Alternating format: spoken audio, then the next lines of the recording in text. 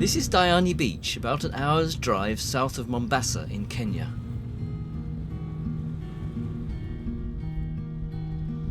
It's an area where you can still find people using traditional methods to fish the waters of the Indian Ocean.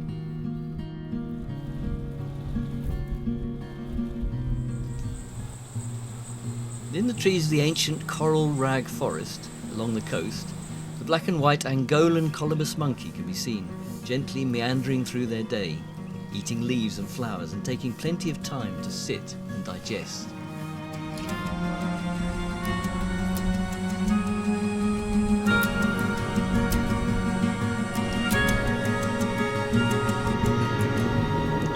Unfortunately, it is an environment which is changing fast as tourism rapidly encroaches on their habitat.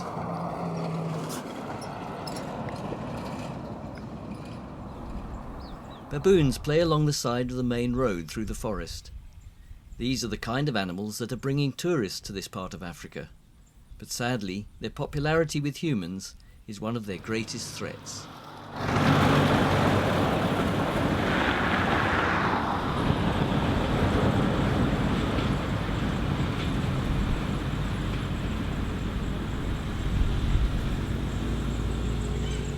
In the 60s, when the first Westerners came to settle in these forests, they were filled with leopards that occasionally took their dogs in the night. But recently the last civet cat was seen, and now it is just the cries of bush babies that can be heard in the nighttime canopy. Standing against this seemingly unstoppable loss of the areas of natural wildlife is a conservation unit called the Colobus Trust. And John Arbor is one of the longest serving members, having spent the last 14 years trying to protect Diani's wildlife. It has changed so much. Diani has changed so much, and in that the aspect of allowing monkeys to enjoy their natural habitat, we are losing it at a very, very high rate. Basically, we are losing the forest. If you look at the changes that happen every year, you see it's quite massive. One time you have the forest, the next day you don't have it. Every kilometer you walk along the Diani Stretch Road, you'll find at least a patch of forest. But now it's very, very different, that you can walk 6 kilometers. You only find a small bit of stretch of a patch of forest. The effect is massive in that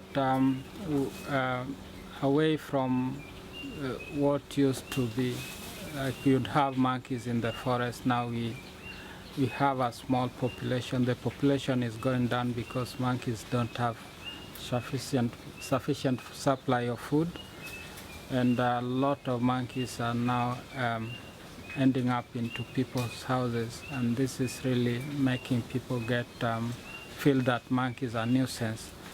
So they also help in destroying these monkeys when they happen to be destructive to them. Unless we change ourselves as human beings, I don't really think nothing will happen. John and Keith Thompson have been called out to one of the local hotels, where there is an injured female Colobus monkey.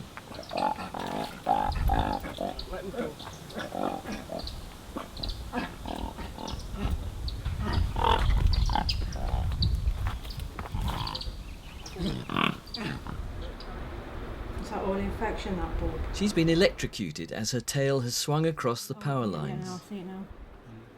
Electrocution is incredibly difficult to treat, and especially in the colobus. It gets incredibly itchy, they start to chew at it, and then they do themselves more damage by continuing to scratch at the burnt area. Do we need to pour Oscar in? Yeah. Okay. Unfortunately, she didn't survive the night.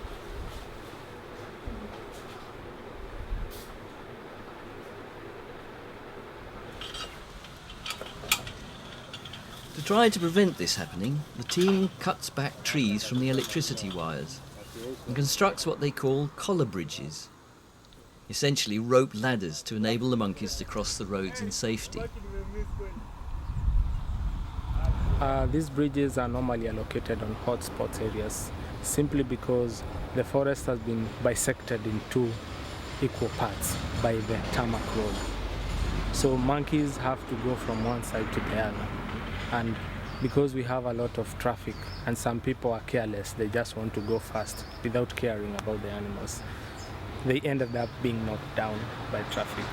So mainly these color bridges are located in hotspot areas where monkeys have been knocked down by traffic, and these color bridges are mainly for the Colobus monkey, but we've come to realize even other monkeys are using them. Peter and his colleagues are working in the canopy of a baobab tree. This is a small one. The circumference of the largest known example is said to be over 40 metres, and carbon dating techniques suggest they may reach as much as 2,000 years old.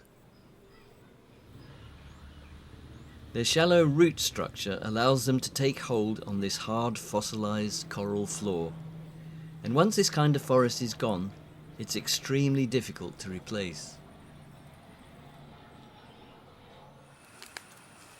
Sunni antelopes still manage to survive in the undergrowth, despite all of the human incursions, but for how much longer?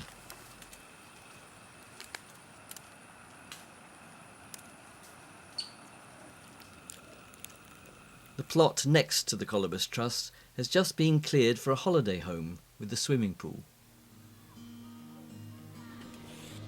The Trust does what it can to educate the local children about their natural wildlife and what they can do to protect it, how they must be careful on the roads, and why the trees are important to preserve.